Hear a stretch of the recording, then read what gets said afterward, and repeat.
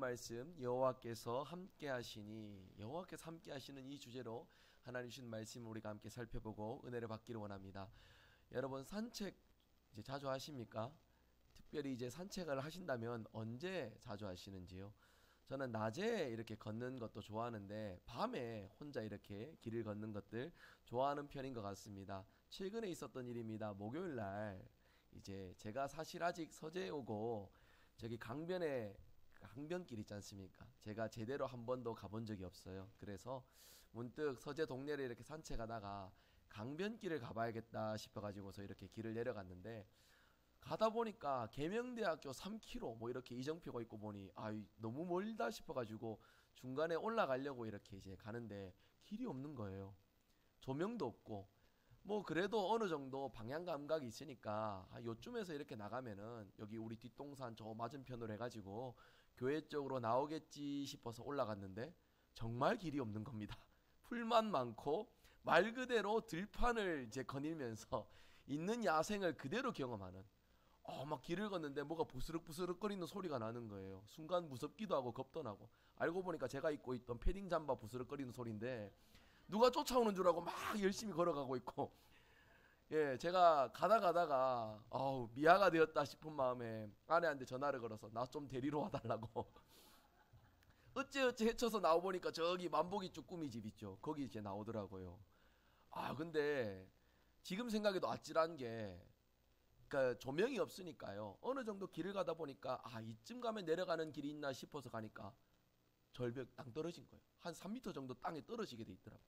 제가 거기서 한 발짝이라도 더 나갔으면 아마 사고가 났을 겁니다. 근데 그 순간에 왜 그런지 모르겠는데 저는 좀 쉽게 말해서 생각을 많이 하고 행동하기보다는 일단 해보고서 생각하는 편이어가지고 아마 제 평소 성향 같았으면 발을 내딛었을 거예요.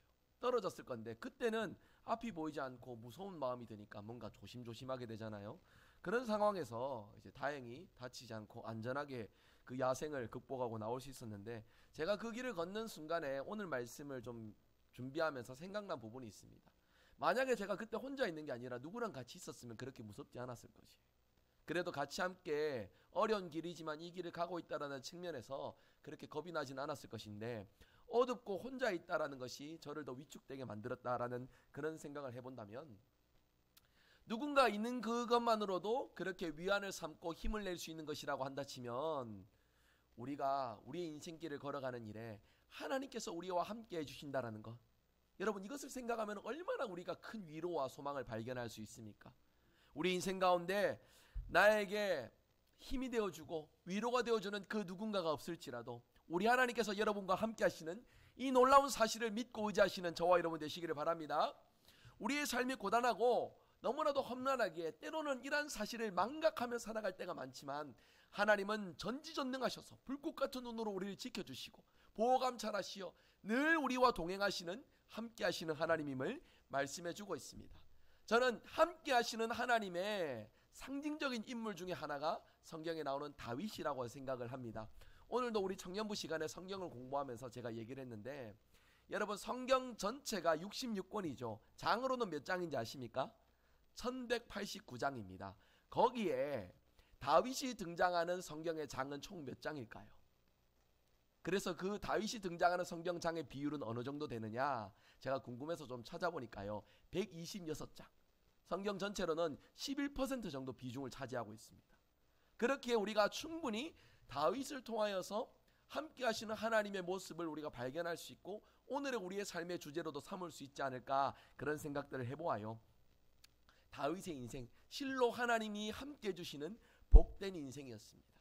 여러분 성경에 많은 인물들의 평가가 있지만 사도행전 13장 22절에 다윗을 가리켜서 하나님 마음에 맞는 사람, 개역개정 성경에는 이렇게 번역이 되어 있는데 저는 개역 한글 버전이 좀 더 마음에 또 입에 착착 감기는 것 같아요. 한번 따라서 해보겠습니다. 하나님 마음에 합한 사람. 다윗의 인생이 실로 하나님 앞에 합한 모습만 있었습니까? 그렇지 않습니다. 부족하고 연약한 모습들이 있었습니다. 그러나 그럼에도 불구하고 다윗은 하나님 마음에 합한 사람이었다라는 이러한 아름다운 칭호를 받게 되었어요. 오늘 말씀 다윗이 왕위에 등극하여서 이스라엘을 통치하는 그러한 내용들을 우리에게 보여주고 있습니다. 이 말씀 속에서 함께 하시는 하나님을 기억하며 다윗의 생애를 통해 일하시고 역사하신 하나님의 은혜를 오늘의 우리 삶 가운데도 누리며 살아가는 저와 여러분들 되시길 바랍니다. 3절에 보시면 다윗이 왕위에 등극하는 그러한 장면을 보여줍니다. 다윗이 먼저 자신이 속해 있던 유다 지파에서 왕위로 추존되는 모습을 보여줘요. 헤브론이라는 곳에서 7년 6개월 동안 왕으로서 등극하여 이스라엘을 다스렸고, 나중에 예루살렘을 정복하여 예루살렘 중심으로 33년, 총 40년의 이스라엘의 통치의 기간을 가졌습니다. 이제 왕위에 등극해서, 그전에는 사울 왕의 미움을 받아가지고 이리저리 쫓기는 신세였었는데, 명실상부 이스라엘의 하나님의 대리 통치자로서 세워지는 왕위에 등극을 한 것이지요. 여러분, 역대상 역대하, 유사한 성경의 내용이 있는 거 아십니까? 역대상 역대하와 굉장히 비슷한 성경의 권들이 있습니다. 열왕기상 열왕기하입니다. 열왕기상 열왕기하와 역대상 역대하가 어떤 이제 시간의 흐름이나 등장인물들이나 거기서 다루고 있는 많은 사건들이 중복이 됩니다. 비슷한 이야기가 많아요. 그런데 기록 목적이 다릅니다. 열왕기상 열왕기하는 정확한 이스라엘의 역사들을 기록해 놓았어요. 분열왕국 이후에 하나님께서 미워하시고 하나님께서 칭찬하시고 이런 여러 가지 사건들의 내용이 다 기록되어 있습니다. 그런데 역대상 역대하는 다릅니다. 역대상 역대하에는 의도적으로 하나님 나라의 긍정적인 모델들을 제시하기 위하여서 이스라엘의 거룩한 모습, 은혜로운 모습, 또 복된 모습들만 중심으로 해서 기록이 되어 있어요. 부정적인 면들은 의도적으로 기록으로 남기지 않았습니다. 이러한 관점에서 오늘 우리가 이제 다윗의 모습을 생각을 해본다면, 여러분, 이 역대상에서 헤브론에서 왕위를 받고 왕으로 등극한 다윗의 입장을 생각해 봅시다. 부족함이 없었겠습니까? 연약함이 없었겠습니까? 하지만 다윗의 그러한 일생일대에 흠 많고 연약했던 많은 것들을 의도적으로 역대상에는 기록에 남기지 않았어요. 왜 그렇느냐? 거룩한 모습, 하나님 나라의 백성다운 바른 모습으로 살아가는 일에 다윗을 중심으로 해서 본받을 점들을 본받아서 오늘 포로기 이후에 이스라엘 백성들이 회복되고 거룩한 하나님 나라를 세워가는 일에 다윗의 좋은 면들을 본받아서 주님의 몸된 공동체를 세우자라는 측면에서 그러한 부정적인 면들은 의도적으로 배제를 했다라는 것입니다. 오늘을 살아가는 우리에게 소망의 주제를 주기 위해서 역대상은 그러한 부정적인 내용들을 다 배제하고 뭔가 본받을 점들, 귀한 점들만 중심으로 기록을 했다라는 것이에요. 여러분, 이 부분을 중점적으로 저는 먼저는 이런 교훈들을 좀 발견하고 싶습니다. 현실에 우리의 삶에 직면하는 여러 가지 문제들 중요합니다. 하지만 여러분, 우리의 문제보다 더 중요한 주제가 있습니다. 하나님 나라를 세워가는 겁니다. 하나님이 기뻐하시는 공동체를 세워가는 겁니다. 내 생각과 내 판단으로서 이리 치우치고 저리 치우치는 것들보다 하나님이 무엇을 원하시는지 하나님의 원하심을 기억하고, 때로는 그 원하심을 위하여서 나의 입술을, 나의 생각을 재단할 줄도 아는 그러한 지혜들이 필요하다는 것이죠. 포로기 이후에 돌아온 이스라엘 백성들의 하나님 나라를 회복하고 거룩한 공동체를 세우는 일에 역대상 역대하의 내용을 기록하였고 다윗의 긍정적인 면들을 기록으로 남겨놨다는 것. 여러분, 이것을 토대로 우리는 오늘의 현실의 문제에 이리 치우치고 저리 치우치는 우리의 생각과 입장들이 아니라 그러한 입장 이전에도 하나님이 기뻐하시는 생각과 마음을 우리 마음에 새길 수 있는 거룩한 모습을 가져야 된다는 것이에요. 문제만 내어서 살아가는 고단한 인생으로서가 아니라 문제를 초월하시는 하나님을 바라보아 하나님께서 귀하게 쓰시는 복된 인생으로 거듭나는 저와 여러분들 될 수 있기를 바랍니다. 계속해서 보시면 7절에 보시면 다윗이 예루살렘을 정복하는 내용에 대해서 소개합니다. 다윗이 예루살렘을 정복한 후에 온전히 이스라엘 전체를 다스리는 왕으로서 등극을 하게 되는데, 말씀해 보시는 대로 다윗이 예루살렘을 정복하기 이전에 그 전에 예루살렘 성은 여부스 사람들이 그 지역을 차지하고 있었어요. 그 예루살렘 지역을 다스렸던 이들을 여부스 사람이다 라고 이렇게 불렀습니다. 여부스 사람들은 헤브론에서 왕위에 등극한 다윗과 그 무리들이 들어오지 못하도록 철저하게 막았어요. 하지만 하나님께서는 다윗을 사용하여 그 성을 점령하셨고 그 성 이름을 다윗성이라고 하면서 하나님의 통치, 하나님의 주권과 권능을 상징적으로 보여주는 장소로서 예루살렘을 지정하시어 그 자리로서 하나님의 주권을 보여주셨다는 것을 우리가 오늘 보게 됩니다. 다윗이 첫 번째로 여부스 정복을 했던 이 사건을 기록함으로 하나님의 통치의 초석을 다지는 그런 모습을 오늘 보여주고 있어요. 다윗성, 이 예루살렘 성은 이제 이스라엘 중앙에 위치하고 있고요. 그리고 기온 샘이 있어서 식수 공급으로도 매우 이제 유리한 지정학적 위치를 가지고 있습니다. 무엇보다 하나님의 임재와 통치를 가지기에 아주 상징적으로 좋은 장소예요. 다윗은 이런 것을 정복하여 자신의 이름으로 다윗성이라 명명을 하지만 본질은 여러분 이것입니다. 다윗을 통하여서 통치하시는 하나님의 성, 하나님의 통치를 보여주는 일들을 위해 이 일들을 이루었다라는 것이에요. 성도 여러분, 굳이 다윗 입장에서 어찌 보면 이 예루살렘 성, 헤브론 이제 여부스 성을 점령할 필요가 없었을지도 모릅니다. 자신의 만족과 안위에만 치우쳐 있다면은 그런 수고를 감당할 일이 이제 필요가 없을 거예요. 하지만 다윗이 왜 이 일들을 감당했느냐? 한번 따라서 해볼까요? 하나님이 원하시니 이 일들을 기꺼이 담당하여서 하나님의 마음, 하나님의 뜻을 이루기 위해 이 일들의 수고를 가졌다는 것입니다. 그래서 예루살렘을 거점으로 해서 다윗의 왕위가 점점 더 강성해져가고 든든히 세워져가는 그 은혜를 누릴 수 있었다라는 것이에요. 다윗과 함께 하셨던 전지전능하신 우리 하나님께서 다윗을 위해서만 그 전쟁을 담당하신 것이 아니라 이스라엘의 하나님의 주권과 통치를 힘있게 나타내시기 위해 이러한 싸움에 하나님께서 앞장서 싸우셨음을 보여주고 있습니다. 그렇게 다윗이 점점 강성해져 갈 수 있었다라는 것이에요. 여러분, 중요한 사실을 말씀을 드립니다. 다윗이 인품이 돼서 실력이 돼서 집안의 배경이 출중해서 이렇게 쓰임받은 것이 아니라 하나님이 그와 함께 하셨기 때문에 이렇게 쓰임을 받은 거예요. 믿으십니까? 다른 이유가 아닙니다. 하나님이 그와 함께 하셨기 때문에 그렇게 복되게 쓰임받을 수 있었다는 이 사실을 기억하며 저와 여러분도 이러한 사실을 토대로 함께 하시는 하나님을 사모하며 내 삶의 주인 되신 하나님의 통치 아래 거하며 살아가는 저와 여러분들 될 수 있기를 바랍니다. 그런 뜻에서 여러분 9절 말씀 한번 같이 읽어볼까요? 9절 한번 같이 읽어봅니다.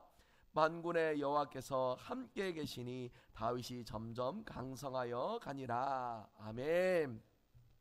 다윗이 점점 강성할 수 있었던 이유가 뭐라고 말씀합니까? 하나님이 함께 하시기 때문에, 하나님이 함께 계시기 때문에 그가 강성해질 수 있었다. 성경은 분명히 말씀합니다. 성경은 다윗의 이러한 모습을 묘사하면서 다윗이 왕위에 등극할 수 있었던 이유, 전쟁에 승리할 수 있었던 이유, 그 모든 것이 다윗에게 있는 것이 아니라 하나님께 달려 있었다라고 고백하고 있어요. 여러분, 이 고백은 오늘도 우리에게 유효합니다. 우리가 이 믿음을 가지고 이 땅을 살아간다면 감당할 수 없는 많은 영역에서도 하나님이 함께 계심으로 우리의 삶에 언제나 하나님이 기뻐하시는 승리와 열매를 맺는 은혜의 삶을 살아가게 될 줄 믿습니다. 여러분, 단순히 하나님이 함께 하신다는 거, 이거 듣기 좋은 표현 정도가 아니에요.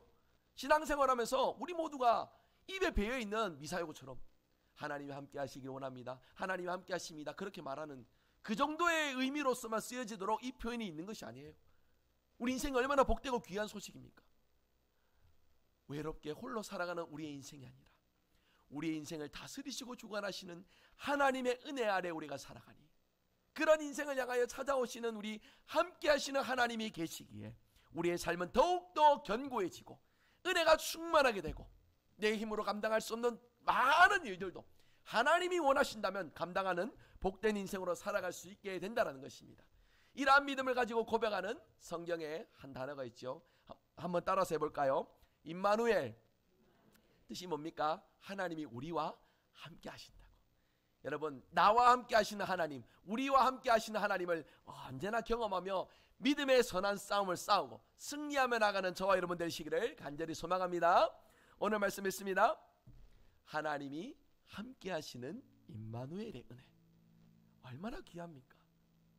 내 힘으로 감당하는, 내가 책임지는 인생이 아니라 하나님께 속하였기에 우리의 인생을 주관하시고 이끌어가시는 하나님의 손길 아래에 놓인 인생, 함께 하시는 그 하나님을 통하여 우리의 나날들이 더욱 강성해져 가고 더욱 힘을 내어 하나님의 귀한 일들 가운데 쓰임받는 저와 여러분 되시기를 주 예수 그리스도의 이름으로 축복합니다. 아멘. 우리 오늘 말씀 기억하시며 어떠한 순간에도 함께 하시는 하나님을 바라보길 원합니다.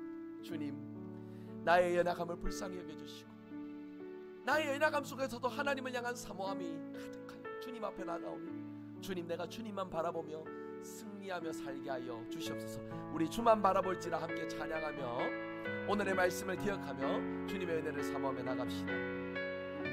하나님의 사랑을, 하나님의 평안을 원하는 자 고백하며 나갑니다.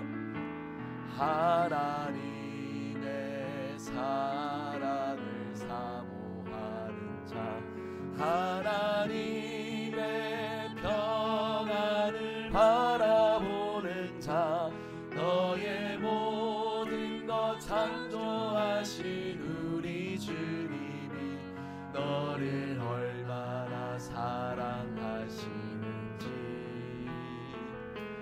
하나님께 찬양과 경배하는 자, 하나님의 선하심을 닮아가는 자, 너의 모든 것 창조하신 우리 주님이 너를 우리 자기 가슴에 손을 얹고 한번 찬양하기 원합니다. 하나님 사랑의 눈으로, 하나님 사랑의 눈으로 나를 어느 때나 바라보시고 하나님 인자한 귀로서 언제나 나에게 귀 기울이신다 말씀합니다.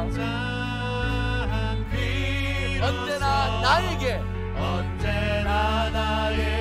기울이시니 어둠의 밝은 빛을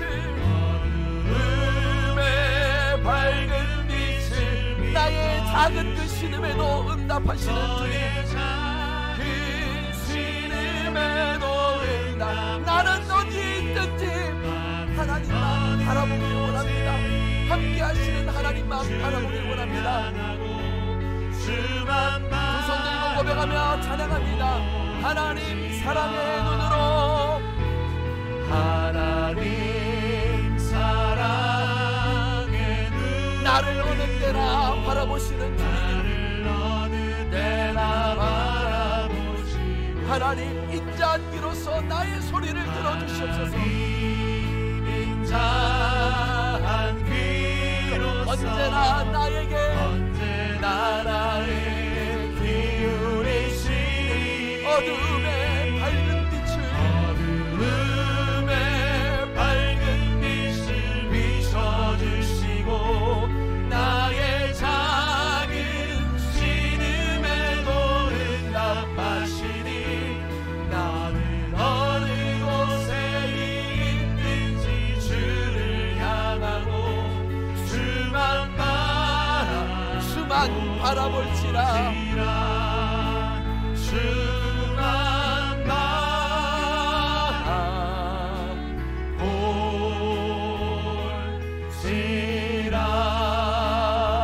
오늘 우리 주신 말씀을 가지고 기도합니다. 함께 하시는 하나님을 바라보게 하옵소서. 하나님만이 나의 위로가 되시고 능력이 되어 주시오. 외롭고 힘든 우리 인생에 하나님을 통하여서 소망과 힘과 능력을 공급받는 인생이 되게 하여 주시옵소서. 우리 말씀 기억하시며 주님 이름 한번 뜨겁게 부르짖고 기도하며 나갑니다. 주여, 주님 감사합니다. 오늘도 하나님 주시는 이 말씀에서 우리의 인생에 하나님